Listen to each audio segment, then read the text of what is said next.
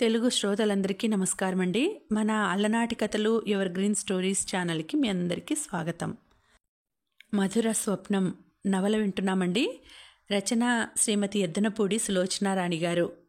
ఇక ఆలస్యం చేయకుండా మనం కథలోకి వెళ్ళిపోదామా? వీడియో చూసిన వెంటనే లైక్ చేసి షేర్ చేసి తప్పకుండా సబ్స్క్రైబ్ చేసుకోండి. మన ఛానల్ని బెల్ ఐకాన్ యాక్టివేట్ చేసుకోండి. రాధ తల అతని గుండెలకి చేరువైంది. నేను ఎంత అదృష్టవంతురాలినండి, అస్పష్టంగా అంది రాధ. కాదు నేను కాదు, ఇద్దరం. అతని కంఠంలో ఏదో అడ్డుపడ్డట్టే అయింది.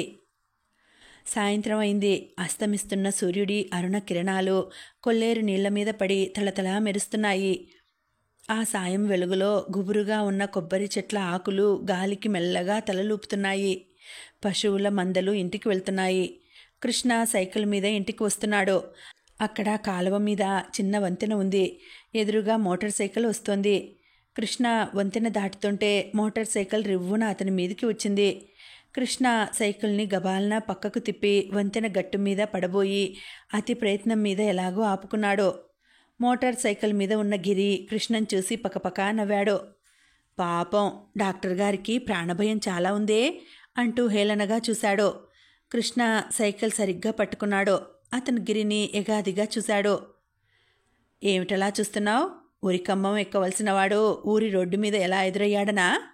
నువ్వు జైలుకి పంపించావు. మా బావ అలా హైదరాబాద్ వెళ్ళి మినిస్టర్ గారి చేత ఒక్క ఫోన్ కొట్టించాడు. పోలీసులు నన్ను తలుపులు తెరిచి వెళ్ళిరా బాబు, నీలాంటి వాళ్ళ కోసం కాదు ఈ జైళ్ళు అన్నారు. ఇప్పుడేమంటావు అన్నట్టు చూశాడతను. కృష్ణ అతని వేషభాషల్ని అతని అహాన్ని జుగుప్సగా చూస్తున్నాడు. అతను కష్టపడి ఊరి వాళ్ళందరి మాటలు వినిపించుకోకుండా సీతాలుని చంపిన నీచుడని రుజువు చేసి పోలీస్ స్టేషన్ చుట్టూ కోర్టుల చుట్టూ తిరిగి చేతి డబ్బు వదిలించుకుని గిరికి శిక్ష వేయించడానికి పడిన శ్రమంతా దయానిధి గారి పలుకుబడితో ఒక్క దెబ్బకి హుష్కాకి అయిపోయింది. గిరి ఎప్పట్లాగే పూలరంగళ్ళ ఏ తప్పు చేయనివాడిలా సిగ్గు ఎగ్గు లేకుండా మళ్ళీ వీధుల వెంట పడ్డాడు.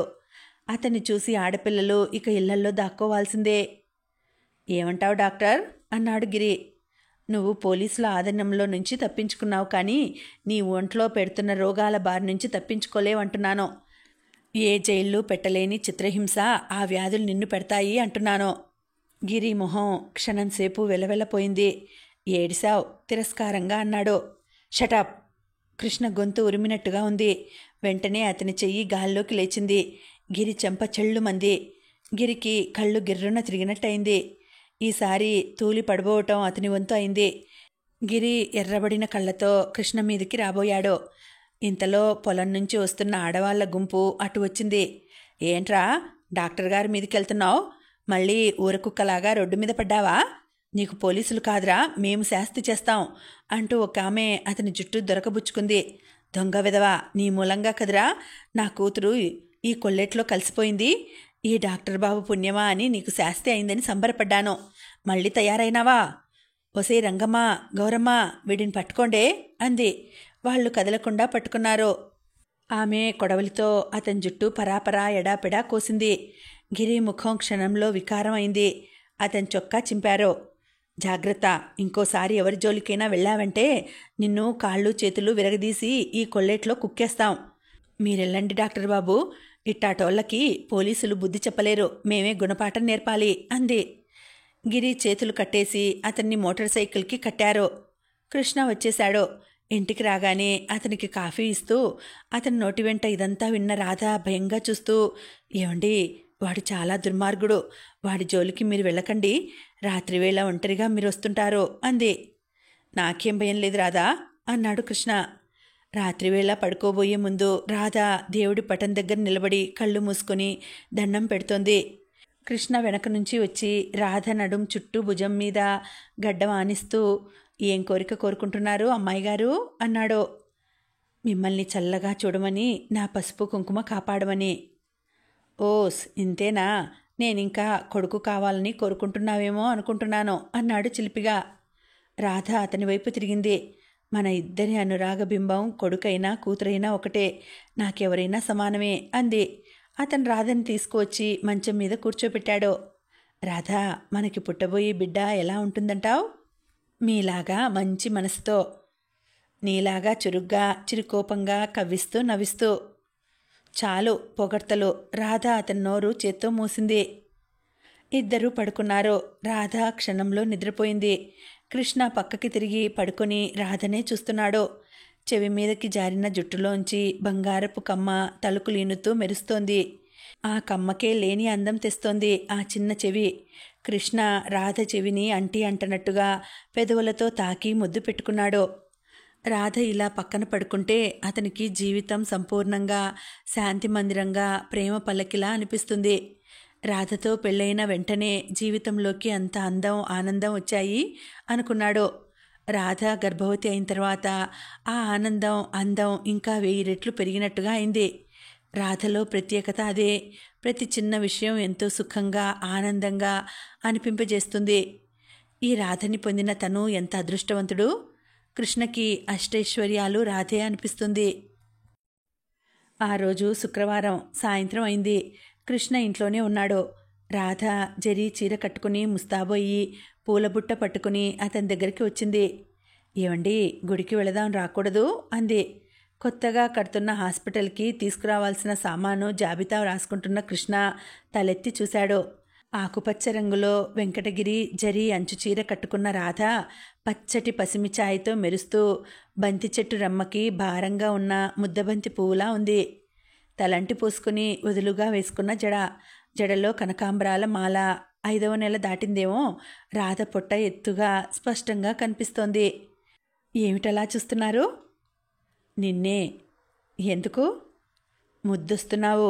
అసలు పగలు నిన్ను ఎప్పుడూ నేను సరిగ్గా చూడలేదు అనిపిస్తోంది. ఇలారా. అతను చెయ్యి అందుకోబోయాడు.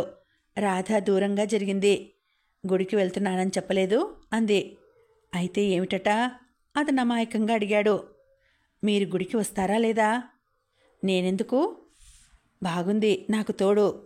ఇలారా. అప్పటికి వంగి రాధ చెయ్యి దొరకబుచ్చుకొని అతను రాధని దగ్గరికి తీసుకుని రాధ పొట్టకి చెంప ఆనిస్తూ, ఇదిగో నా బంగారు బాబు, నాన్న బిజీగా ఉన్నాడు కానీ అమ్మతో గుడికి తోడు వెళ్ళిరామ్మా అన్నాడు చిలిపిగా.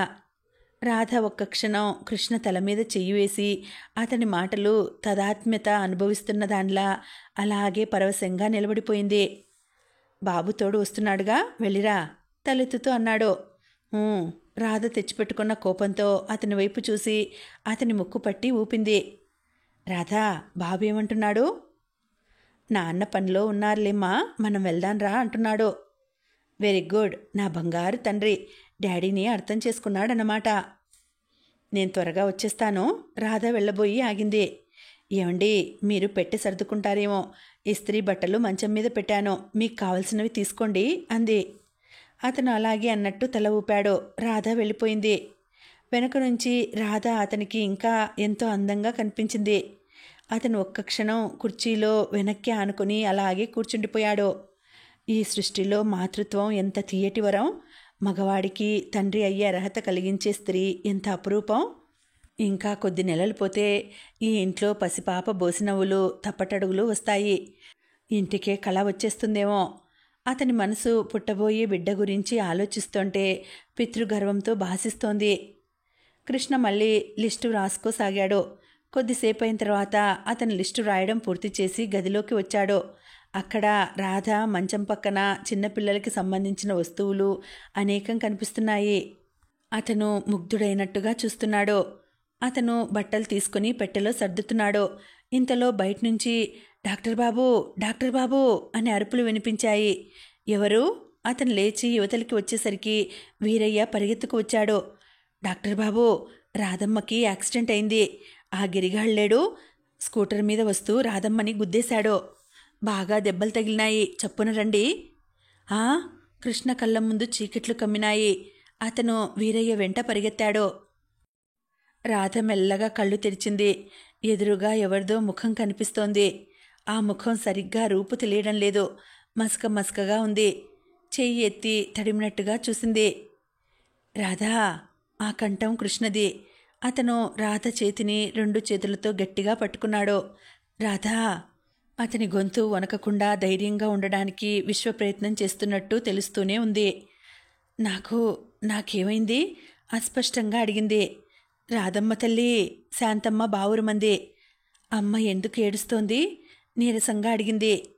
ఏం లేదు. కృష్ణ పక్కకు తిరిగి ఆవిడని ఏడవద్దని సైగ చేశాడు. నాకేమైంది? నేనెక్కడున్నాను?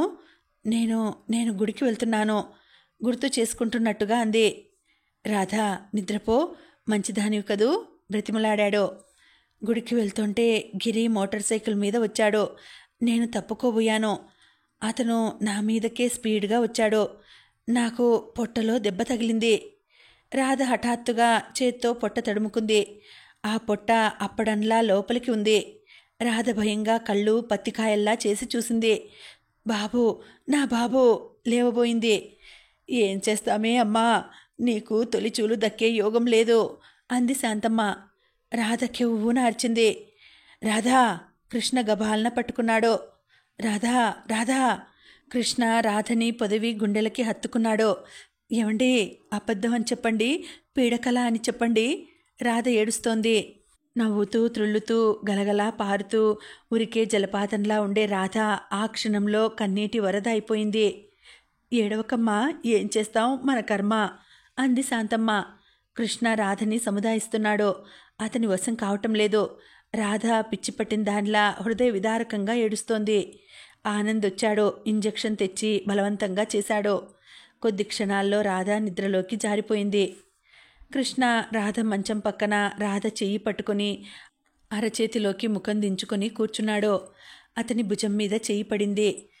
కృష్ణ తలెత్తి చూశాడు. ఎదురుగా ఆనంద్ నిలబడి ఉన్నాడు. అతని కళ్ళు స్నేహ నిశ్చలంగా సానుభూతిగా ఉన్నాయి. కృష్ణ, ధైర్యం తెచ్చుకో.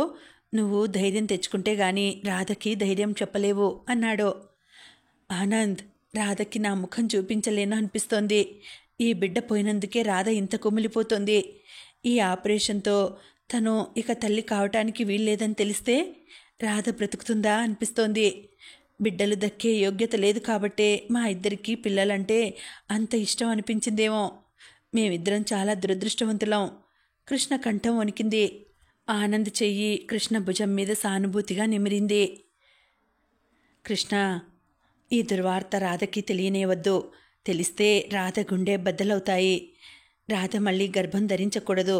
నువ్వు ఆ జాగ్రత్తలో ఉంటే రాధకి ఈ విషయం ఎప్పటికీ తెలియదు. కృష్ణ అవునన్నట్టు చూశాడు. అవును, ఈ దావానలం నా గుండెల్లోనే దాచుకోవాలి. రాధకి తెలియకూడదు, తెలియనీయకూడదు. తన కంఠంలో ప్రాణం ఉండగా రాధకి తెలియనీయకూడదు. సోమయ్య, నువ్వు రాధకి దెబ్బ తగిలినప్పుడు అక్కడే ఉన్నావు కదా.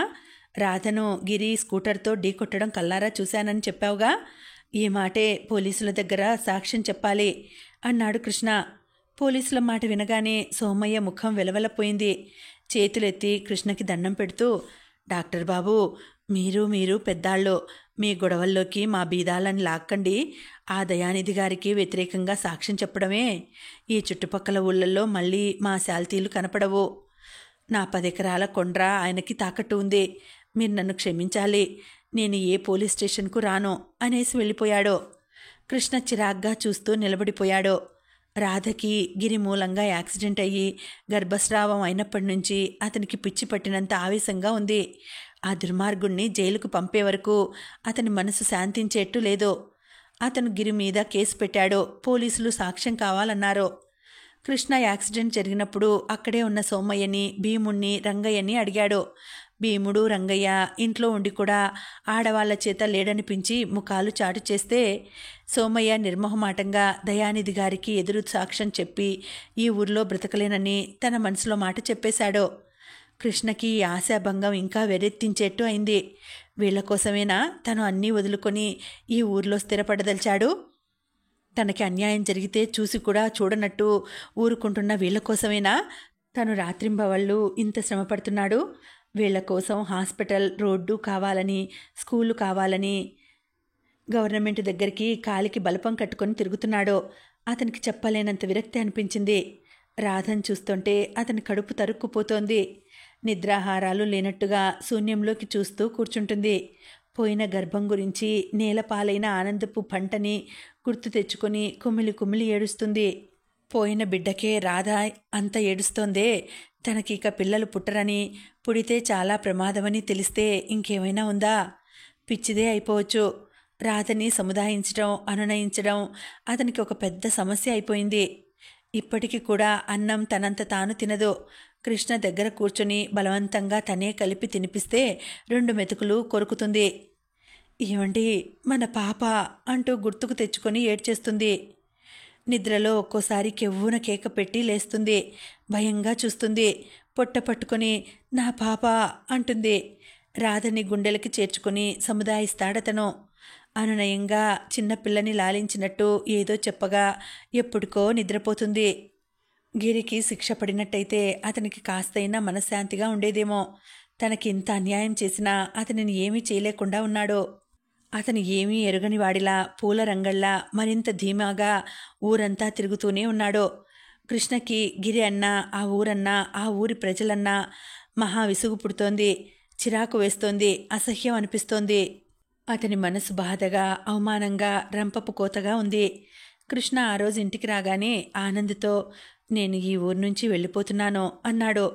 ఈ మాట వినగానే ఆనంద్ త్రుళ్ళిపడ్డట్టు తిరిగి చూశాడు. అదేమిటి అన్నాడు ఆశ్చర్యంగా.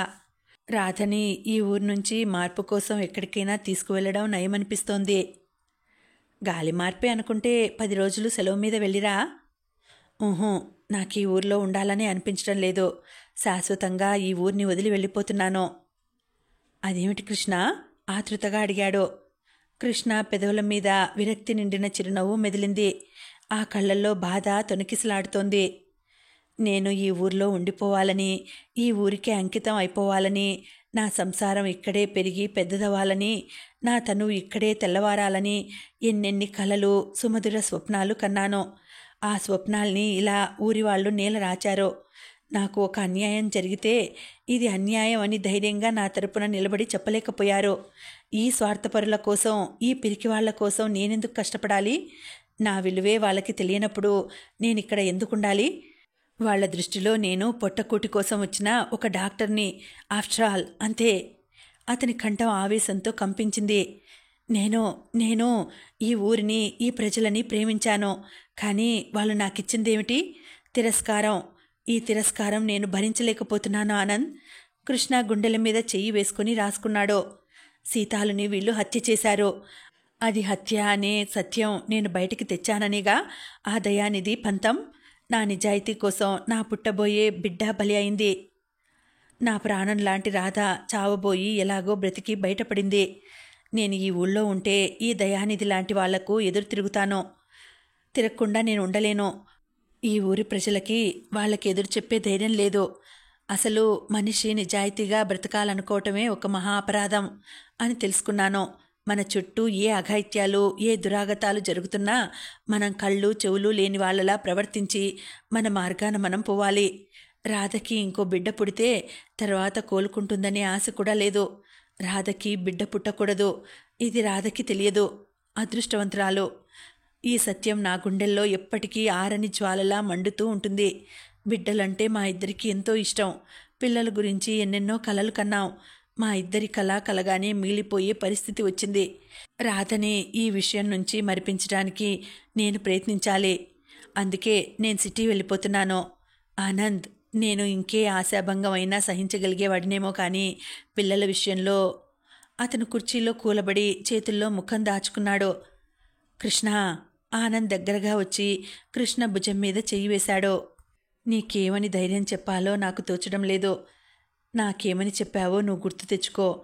స్వవిషయంలో జరిగిన ఒక నిరాశ మూలంగా డాక్టర్ తన కర్తవ్యం మర్చిపోకూడదు. నువ్వు డాక్టర్వి కృష్ణ, డాక్టర్వి. కృష్ణ కొద్దిసేపటికి తనను తాను సంభాళించుకున్నాడు. అవునన్నట్టు తలూపాడు. భారంగా లేస్తూ, అవును, నేను డాక్టర్ని. యు ఆర్ కరెక్ట్, నేను డాక్టర్ని. వ్యక్తిగత సమస్యలు నన్ను నిరాశపరచకూడదు. వాటి ప్రభావం నాలోని డాక్టర్ని నిస్పృహ తెప్పించకూడదు. అందుకే ఆనంద్, నేను సిటీ వెళ్తున్నాను. ఆ మహానగరంలో ఇక్కడ ఈ పల్లెటూరులో కంటే ఎక్కువ మందికి వైద్యం చేయవచ్చు. అతని చేతులు చూసుకుంటూ అన్నాడు. ఈ చేతులు ఎంతమందో బాధ పీడితులకి సేవ చేయాలి. ఎందుకంటే నా బిడ్డలు అనే వాళ్ళని ఎత్తుకొని లాలించే అర్హత వీటికి లేదు కాబట్టి. ఇంతలో రాధ అక్కడికి వచ్చింది. రాధ చిక్కిపోయింది. ఆ కళ్ళల్లో కాంతి, బుగ్గల్లో నునుపు తరిగింది. రాధను చూడగానే కృష్ణ చిత్రంగా క్షణంలో మారిపోయాడు. అతనిలో అదివరకటి నిస్పృహకి ముసుగు పడిపోయింది. అతని ముఖంలోకి అమితమైన హుషారు వచ్చేసింది. రాధని చూడగానే ఎదురు వెళుతూ, రాధా, నీకు శుభవార్త అన్నాడు. ఏమిటండి అది? మనం ఈ ఊరి నుంచి వెళ్ళిపోతున్నాం. హైదరాబాద్ మకాం మార్చేస్తున్నాం. హైదరాబాదా? ఎందుకండి? నాకు ఈ ఊళ్ళో ఉండి ఉండి బోర్గా అనిపిస్తోంది రాధా. చేంజ్ కావాలి అనిపిస్తోంది. ఆనంద్ కూడా అన్నాడు. అవును చెల్లాయ్, కృష్ణ హైదరాబాద్లో అయితే డాక్టరుగా ఇంకా ఎక్కువ మందికి సేవ చేయవచ్చుని అనుకుంటున్నాడు. నువ్వేమంటావు? రాధ నీరసంగా నవ్వింది. ఏమంటానన్నయ్యా, నేను ఉంటేగా ఇంకో అభిప్రాయం రావటానికి. ఆయన మాటే నా మాట కూడా. వెరీ గుడ్, భార్య అంటే అలా ఉండాలి. రాధ చెయ్యి నొక్కుతూ అన్నాడు కృష్ణ. అతని కళ్ళల్లో రాధ హైదరాబాద్ ప్రయాణానికి అభ్యంతరం చెప్పకపోవడంతో పెద్ద రిలీఫ్ కనిపించింది. కృష్ణ హైదరాబాద్ వచ్చేశాడు. పద్మ సాయంతో ఇల్లు చిన్నదైనా వసతిగలదే దొరికింది. అతని జీవితం మళ్ళీ మొదటికి వచ్చింది. బ్రతుకు తెరువులాట మళ్ళీ ప్రారంభమైంది. డాక్టరుగా తన ఉనికిని తెలియచేసుకోవడానికి అతనికి మళ్ళీ విశ్వ ప్రయత్నం చేయాల్సి వస్తోంది. రాధ ఉన్నంతలో సంసారం ఎంతో పొదుపుగా చేస్తోంది. ఆర్థిక సమస్యలు ఉన్న అన్యోన్యత వీడని ఇద్దరి దాంపత్యంలో అనిర్వచనీయమైన ఆనందం పొందుతున్నారు. కృష్ణ రాధను తీసుకుని ఊరంతా చూపించాడు. స్కూటర్ మీద అతని వెనక కూర్చొని వెళ్తున్న రాధకి ఏ బజార్లో ఏ సందులో చూసినా అసంఖ్యాకంగా డాక్టర్ల బోర్డులే కనిపిస్తున్నాయి. ఆడవాళ్లు కూడా చాలామంది డాక్టర్లుగా ఉన్నారు. ఈ ఊర్లో మనకేం డబ్బులు వస్తాయండి అంది నిరాశగా. అదృష్టం బాగుంటే ఎక్కడున్నా వస్తాయి. కృష్ణ రాధ మెడ చుట్టూ చేయి వేస్తూ, రాధాదేవి గారు, తమరు డబ్బుల గురించిన ఆలోచన మానేసి ఈ కృష్ణుణ్ణి గురించిన ఆలోచన చెయ్యండి అనేవాడు.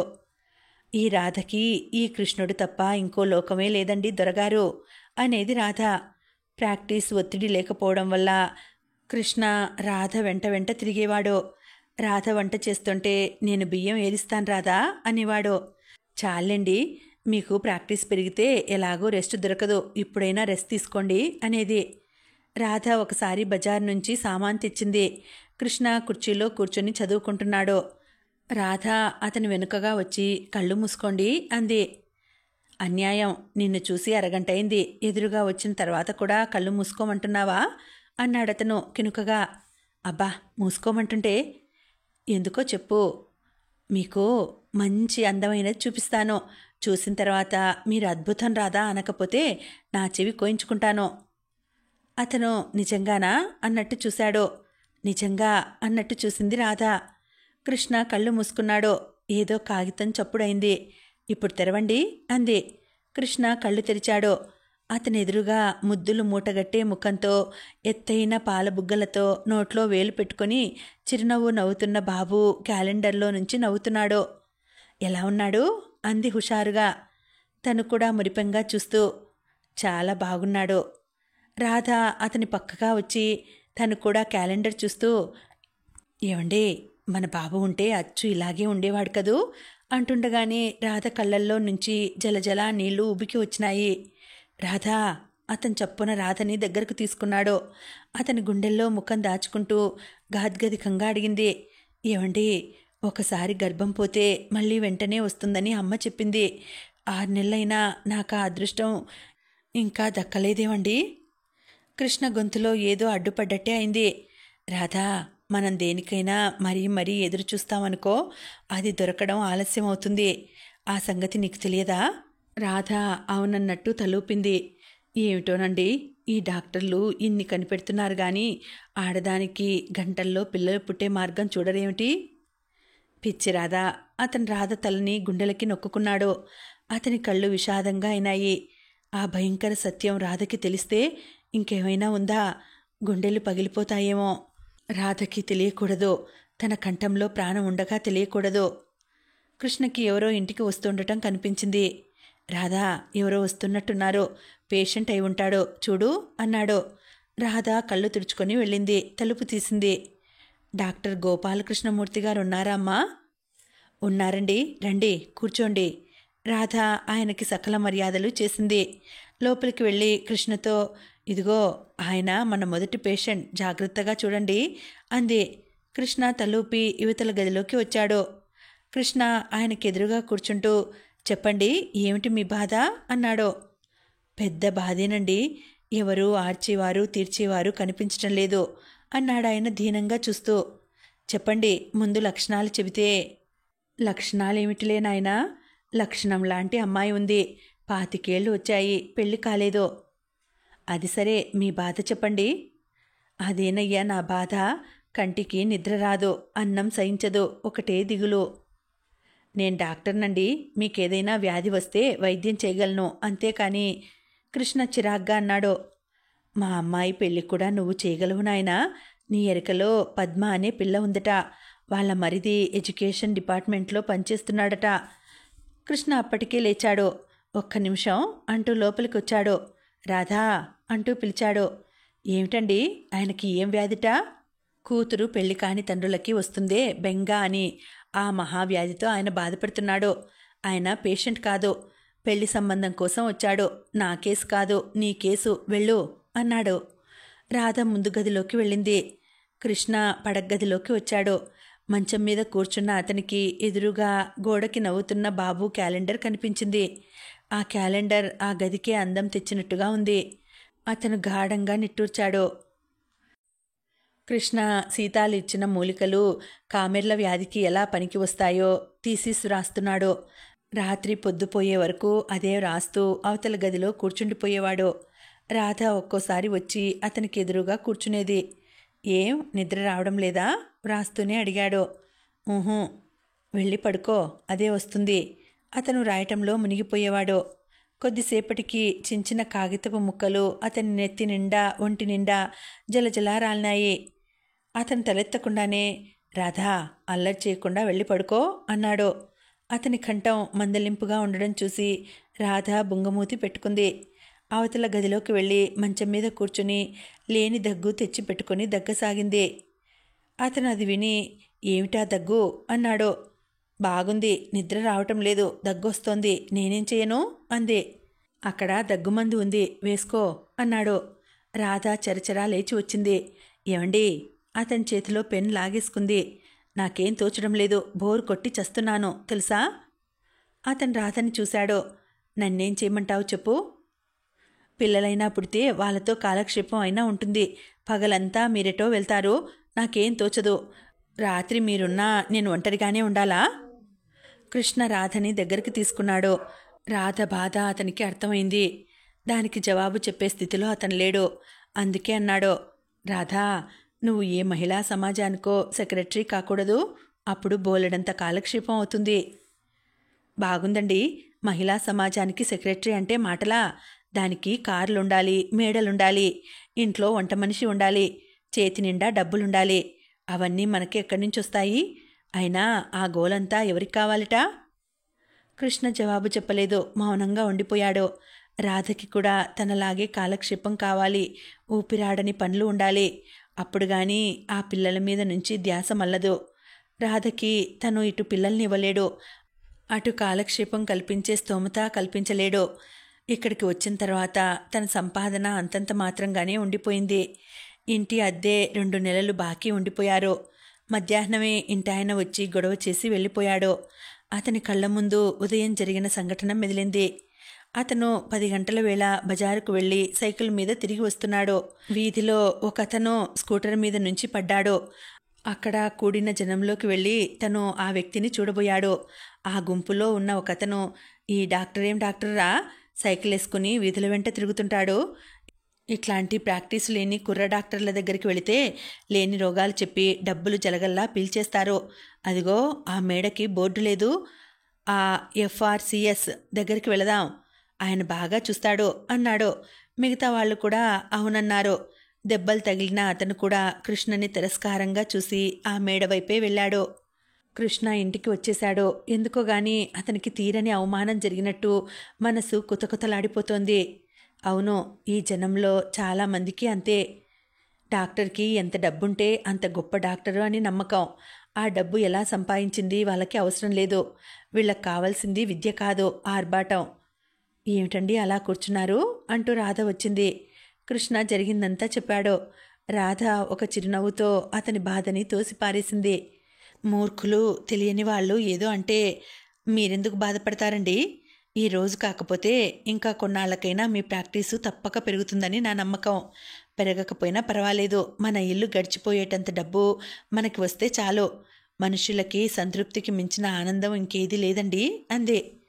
ఆ మాటలు అతనికి చాలా స్వాంతన కలిగించాయి. రాధ ఎంత మంచిది, అందరి భార్యల్లా ఇంట్లోకి అవి కావాలి ఇవి కావాలి అని వేధించదు. అష్టైశ్వర్యాలు ఉన్నంత ఆనందంగా ఉంటుంది ఎప్పుడూ. ఈ రాధని తను సుఖపెట్టాలి. రాధ కోసమైనా డబ్బు సంపాదించాలి. కృష్ణ భైరవి అపార్ట్మెంట్స్ దగ్గరున్న కూలివాడలో పేషెంట్స్ని చూసి కిట్ తీసుకొని వస్తున్నాడు. పరధ్యాసగా వస్తున్న అతని పక్క నుంచి రివ్వున ఒక కారు రాకెట్లా దూసుకుపోయింది.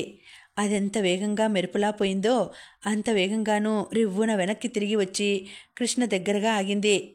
అందులో నుంచి ఖరీదైన సూట్లో ఫ్యాషన్గా ఉన్న కళ్ళద్దాలతో ఒక యువకుడు దిగి కృష్ణ వైపు వచ్చాడు. హాయ్ కృష్ణ, అతని చేయి చాస్తూ పలకరించాడు. కృష్ణ క్షణంసేపు అయోమయంగా చూసినా వెంటనే అత్యంత ఆనందంగా చూస్తూ మురళి నువ్వా అన్నాడు. ఏమిటి, గ్రామోద్ధారకుడు ఇట్లా సిటీ రోడ్లు కొలుస్తున్నాడు? ఈ ఊరెప్పుడొచ్చావురా? వచ్చి 4 నెలలకి పైగానే అయింది అన్నాడు కృష్ణ. ఏమిటి 4 నెలలా? డామ్ మీడియట్, నా కంటికి కనిపించావుట్రా మిత్రద్రోహి. ఒరేయ్, తొందరపడి మాటలనకు. నేనొచ్చాను, మీ గుర్కా అతను లోపలికి రానియలేదు. నేను నీ ఫ్రెండ్ని అంటే ఇలాంటి ఫ్రెండ్స్ని చాలామందిని చూశాము అన్నాడు. నేను చందాలకి వచ్చాను అని కోపడ్డాడు. వాడి తప్పేం లేదులే, నీ వాలకం చూసి అలా అని ఉంటాడు. పోనీ ఫోన్ చేయలేకపోయావా? చేశాను, సెక్రటరీ అట, ఎన్నిసార్లు చేసినా అపాయింట్మెంట్ లేదు, బిజీ బిజీ అన్నాడు. మనం అంతేలే, లేకపోతే పేషెంట్లు పీక్కు తినేస్తారు. 4 చోట్ల క్లినిక్లు, ఊపిరాడదనుకో. నువ్వేమిటి ఇలా కిట్తో రోడ్డున పడ్డావు? అదిగో ఆ కూలివాడలో పేషెంట్స్ని చూసి వస్తున్నాను. మురళి నొదురు కొట్టుకున్నాడు. కర్మ, చెప్పిన మాట వినకుండా ఇంత చెడిపోయావు. ఒరేయ్, ఎప్పుడూ పేషెంట్లు డాక్టర్ని వెతుక్కుంటూ రావాలి గాని డాక్టర్ పేషెంట్స్ని వెతుక్కునే కర్మ పట్టకూడదురా. రా ముందు కారెక్కు అంటూ చేయి పట్టి లాక్కెళ్ళాడు. కృష్ణ కారులో కూర్చున్నాడు. ఫారిన్ కారు, మెత్తని సీట్లు. మురళి డ్రైవ్ చేస్తూ టేప్ ఆన్ చేశాడు. చక్కటి మ్యూజిక్ వస్తోంది. మురళి డ్రైవ్ చేస్తూనే సిగరెట్ వెలిగించి డాష్ బోర్డు దగ్గరున్న యాస్ట్రీలో నుసి దులుపుతున్నాడు. సిగరెట్స్ అలవాటైనాయా? ప్యాకెట్ ఆఫర్ చేశాడు. నో థ్యాంక్స్, కృష్ణ తిరస్కరించాడు. నువ్వేం మారలేదురా. నిన్ను చూస్తుంటే డాక్టర్ అని ఎవ్వరూ అనుకోరు. ఏ పల్లెటూరు బడుద్దాయో అనుకుంటారు. ప్రజాసేవ అంటూ ఆ కొల్లేరు వెళ్ళావుగా, ఎందుకు తిరిగి వచ్చావు? జీవితంలో అనుకున్నవన్నీ జరగవురా, కొన్ని కలలుగా మిగిలిపోతాయి. జీవితాన్ని కలగా మిగుల్చుకునేవాడు చేతకానివాడు, కలని జీవితంగా మార్చుకునేవాడు సమర్థుడు అంటాను. నువ్వు సిటీకి వచ్చినా నీ ప్రాక్టీసు కుటీర పరిశ్రమగా ఉండటం బాగాలేదు. నువ్వు కొల్లేరు నుంచి దిగ్విజయంగా ఓడిపోయి వస్తావని నేనప్పుడే చెప్పలేదు? పోన్లే, కాస్త ఆలస్యంగానైనా స్వప్న జగత్తుల్లోంచి వాస్తవంలోకి అడుగుపెట్టి వచ్చావు. కృష్ణ, కాలేజీలో ఉన్నప్పుడు చదువులో నీకంటే వెనకబడి ఉండేవాడిని. ఇప్పుడు చూడు, జీవితంలో ఎంత ముందున్నానో. నువ్వు కూడా నా వరుసకి వచ్చి నిలబడాలి, నిలబడేటట్టు చేస్తాను. బైదిబై, రాధ ఎలా ఉంది? బాగానే ఉంది. ఎలా బాగుంటుందిరా? భర్త డాక్టర్ అంటే రోలింగ్ ప్రాక్టీస్ ఉండాలి. ఉంటేనే భార్య ఇంకా సనుగుతూనే ఉంటుంది. సంపాదన సరిగ్గా లేని నిన్ను నీ భార్య గౌరవిస్తుందంటే నేను నమ్మను. కృష్ణ పెదవుల మీద చిరునవ్వు కదిలింది. నువ్వేమిటి ఫారెన్ వెళ్తున్నాను అంటూ రాసి ఇక్కడే ఉన్నావు అన్నాడు. ఫారెన్ ఎందుకు వెళ్ళాలనుకున్నాను? డబ్బు కోసం. ఆ డబ్బేదో ఇక్కడే దొరికింది. నేను దయారాం గారి అమ్మాయిని చేసుకున్నాను. మా పెళ్ళి అయిన నెలకే ఆయన హార్ట్అటాక్తో హరి అన్నాడు. పెత్తనం అంతా మన చేతికి వచ్చేసింది. ఫారెన్కి గుడ్ బై చెప్పేశాను. మురళి కృష్ణ తొడ మీద చరిచాడు. కృష్ణ, 6 నెలల్లో నువ్వు కూడా నాలాగే బిజీ డాక్టర్ అయ్యి 1000 లక్షలు సంపాదించాలి. 1000 లక్షలకేం గాని నువ్వన్నట్టు నేను బిజీ అయిపోవాలి. 24 గంటలు డాక్టర్గానే జీవించాలి. జరిగిన సంఘటనల్ని మర్చిపోయేటంత బిజీ అయిపోవాలి. అదేం, జరగకూడనివి ఏమైనా జరిగాయా? లేదు, ఏం లేదు. అతను తడబడ్డాడు.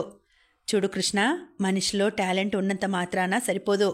ఒక మనిషి పాపులారిటీ సంపాదించాలంటే మార్కెట్లో ఒక వస్తువు అమ్మడానికి చేసేటంత పబ్లిసిటీ కావాలి. అప్పుడు కానీ ఒక మనిషి ఫోకస్లోకి రాడు. డోంట్ వరీ, మన వృత్తిలో ఉన్న చిట్కాలు కిటుకులు నేను చెబుతాను, సరేనా అన్నాడు. మురళికి ఫ్రెండ్స్ సర్కిల్ బాగానే ఉంది. అందరూ తాగుడు నేస్తాలే. అతనికి పరపతి చాలా ఉంది. అతని ద్వారా కృష్ణకి బీజేజే ఫార్మాస్యూటికల్ కంపెనీలో ఉద్యోగం వచ్చింది. ఎంతో ఆనందంగా ఆ ఉద్యోగంలో జాయిన్ అయిన కృష్ణ చేరిన 6 గంటల వ్యవధిలోనే ఆ ఉద్యోగానికి రాజీనామా ఇచ్చేసి బయటకు వచ్చేశాడు. ఆ కంపెనీ తయారు చేసిన కల్తీ మందులను మంచి మందులుగా అంగీకరించి బ్రాండ్ చేసి మార్కెట్లోకి పంపాలి. అతని ఇంటికి వచ్చి ఉద్యోగం పోయిందని, ఇందు మూలంగా పోయిందని చెప్పగానే రాధ బాధపడలేదు. అతని భుజం మీద చెయ్యి వేస్తూ, చాలా మంచి పని చేశారండి, మిమ్మల్ని దేవుడు తప్పకుండా ఆశీర్వదిస్తాడు. అలాంటి కల్తీ మందులు అమ్మటం అంటే అందరినీ హత్య చేసినంత మహాపాపమేగా అంది. అతను క్షణంసేపు రాధ వైపు చూశాడు. ఆ తర్వాత వెంటనే రాధ గుండెల్లో ముఖం దాచుకున్నాడు. రాధా, నీకెలా కృతజ్ఞతలు చెప్పాలో నాకు తెలియటం లేదు. దొరికిన ఉద్యోగం ఇలా వదిలేశానని నువ్వేం కోపగించుకుంటావోనని భయపడుతూ వచ్చాను. ఇప్పుడు నాకు చాలా ధైర్యంగా ఉంది రాధా.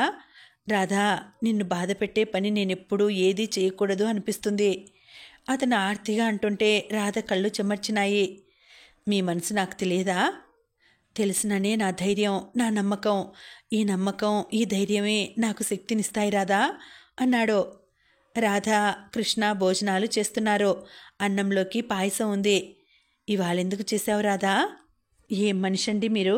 ఈరోజు మీ పుట్టినరోజు కదా, మర్చిపోయారా? ప్రొద్దుటేగా మీ పుట్టినరోజు నాడు కొత్త ఉద్యోగంలో చేరుతున్నారు అని చెప్పాను. అవును కదూ అన్నట్టు రాధా, కిరాణా దుకాణం వాడు మొన్ననే కదా డబ్బు చెల్లించలేదని పెద్ద పెద్ద కేకలు వేశాడు. మళ్ళీ ఈరోజు ఎలా ఇవన్నీ ఇచ్చాడు? రాధ మాట్లాడలేదు. అతను తర్కించలేదు. పరధ్యాసగా అన్నం తింటున్నాడు. ఇంతలో వీధి తలుపులు బడబడా బాదిన చప్పుడైంది. రాధ వెళ్ళి తలుపు తీసింది. ఏమిటి గణపతి అంది. అమ్మా, డాక్టర్ గారున్నారా? ఉన్నారు. ఎందుకు? ఒక్కసారి నాతో త్వరగా రమ్మనమ్మా. మా అమ్మాయి గారికి ఫిట్ వచ్చింది. తల బాదుకుంటున్నారు. మేం పట్టుకోలేకపోతున్నాం. చెయ్యి కడుక్కుంటున్న కృష్ణ ఈ మాటలు విని అప్పటికే అక్కడికి వచ్చాడు. రాధ అతన్ని భర్తకి చూపిస్తూ, ఇతను గణపతి అండి, డ్రైవరు, చాలా మంచివాడు. అతని భార్య మన ఇంటి వాళ్ళ ఇంట్లో వంట చేస్తుంది అంది.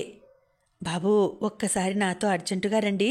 మా అయ్యగారు ఊళ్ళో లేరు. అమ్మాయి గారికి ఫిట్స్ వచ్చింది. డాక్టర్ గారికి ఫోన్ చేస్తే ఇంట్లో లేరన్నారు. ఏమిటి సుస్తి? ఫిట్స్ వస్తాయండి. తల బాదుకుంటుంది. ఆ క్షణంలో అడ్డుకోకపోతే చచ్చిపోతుందేమో అనిపిస్తుంది. త్వరగా రండి బాబు. కృష్ణ కిట్ తీసుకుని వెంటనే బయలుదేరాడు. అతను పైజామా లాల్చీతో ఉన్నాడు. బట్టలు కూడా మార్చుకోలేదు. అతను కారులో కూర్చున్నాడు. కారు క్షణంలో రివ్వున దూసుకుపోయింది. 10 నిమిషాల్లో ఒక బంగ్లా ముందు ఆగింది. ఆ ఇంటి ముందు పెద్ద తోట ఉంది. కారు ఆగగానే గుర్కా వచ్చి తలుపు తీశాడు. రండి బాబు. గణపతి కిట్టు తీసుకున్నాడు. కృష్ణ ఆ ఇంటి లోపలికి అడుగుపెట్టాడు. అతి విశాలమైన పెద్ద హాలు అది. ఆ హాల్లో నిలబడిన కృష్ణ మతిపోయిన వాడిలా చూశాడు. ఈ ప్రపంచంలో ఉన్న అందం, ఐశ్వర్యం అంతా ఆ ఇంట్లోనే ఉన్నట్టుగా ఉంది. ఖరీదైన సోఫాలు, మెత్తటి తివాచీలు, మెరిసే షాండ్లియర్స్, వెలకట్టలేని ఛాయాచిత్రాలున్నాయి. అన్నింటికంటే హాలు మధ్యగా ఉన్న పెద్ద నటరాజ విగ్రహం ఉంది. దాని పాదాల దగ్గర పూలు పెట్టబడి ఉన్నాయి. మెట్ల మీద నుంచి 20 సంవత్సరాల అమ్మాయి పరిగెత్తుకుంటూ వచ్చింది. గణపతి, డాక్టర్ వచ్చారా? వచ్చారు గౌరీ. రండి డాక్టర్ గారు. గణపతి ఆదుర్దాగా మెట్లెక్కాడు. కృష్ణ అతని వెంటే వెళ్ళాడు. పైనుంచి ఆక్రందనలు, అరుపులు వినిపిస్తున్నాయి. కృష్ణ పై అంతస్తులోకి వచ్చి రంగు పరదాలు వెనక్కి నెట్టి గణపతి దారి చూపిస్తుండగా ఆ గదిలోకి వచ్చాడు. అక్కడ హంసతూలికా తల్పం లాంటి మంచం మీద ఒక అమ్మాయి ఉంది. ఆ అమ్మాయి 2 చేతులతో మంచాన్ని గట్టిగా పట్టుకుని తలని ఆ మంచానికేసి బాదుకుంటోంది. నేను భరించలేను, గాడ్ కిల్ మీ. ఆ అమ్మాయి నుదుటి మీద నుంచి రక్తం ధారలు కడుతోంది. కృష్ణ గబాలన దగ్గరికి వచ్చాడు. నో ప్లీజ్ అనునయంగా అన్నాడు. కానీ హిస్టీరియా ఉద్రిక్తలో ఉన్న ఆ అమ్మాయి అతని మాటలు వినే స్థితిలో లేదు. తల ఇంకా బాదుకుంటోంది. అతను చెప్పున చేతుల్లాగి పట్టుకున్నాడు. మంచం అంచున కూర్చుని ఆ అమ్మాయి తల కదలకుండా గుండెలకి ఆనించుకొని నొక్కి పట్టుకున్నాడు. No please. ఆ అమ్మాయి కళ్ళల్లో బాధ సుళ్ళు తిరుగుతోంది. ఆ కళ్ళల్లో చూపు స్థిరంగా లేదు, తేలిపోతున్నట్టుగా ఉంది. అతను తలని మంచానికేసి కట్టుకొనియలేదనే కసితో అతని చెయ్యి మీద గట్టిగా కొరికింది. అతను బాధ అనిపించినా బిగబట్టుకుని సహిస్తూ శాంతంగా ఉండిపోయాడు. ఆ అమ్మాయి పళ్ళు కొద్దిసేపటికి అతని చేతిని వదిలాయి. మెల్లగా యుద్ధం చేసి అలసిపోయిన దానిలా వెనక్కు అచేతనంగా వాలిపోయింది. అతను ఆమెను భుజాలు పట్టుకుని వెనక్కి వాల్చి సరిగ్గా పడుకోబెట్టాడు. ఆ అమ్మాయి ముఖం నిండా చెమటలు కారుతున్నాయి. ఆ చెమటకి బొట్టు చెరిగిపోయింది. ఆ కళ్ళల్లోని నిస్సత్తువ, భయం, భ్రాంతి లాంటి అపనమ్మకం కనిపిస్తున్నాయి. కృష్ణకి ఆ క్షణంలో అప్సరసలా ఉన్న ఆ యువతి శాపం పొందిన దేవతలా కనిపించింది. ఆ అమ్మాయి పడిన నరకయాతనికి డాక్టరుగా అతని మనసు ద్రవించింది. ఆ అమ్మాయిని దిండు మీద పడుకోబెట్టి దయగా చూస్తూ హౌ ఆర్ యూ అన్నాడు. ఇంకా ఉందండి, కథ కొనసాగుతుంది. మళ్ళీ వచ్చే వీడియోలో తర్వాతి భాగం వినేద్దామండి. అంతవరకు సెలవు. నమస్తే.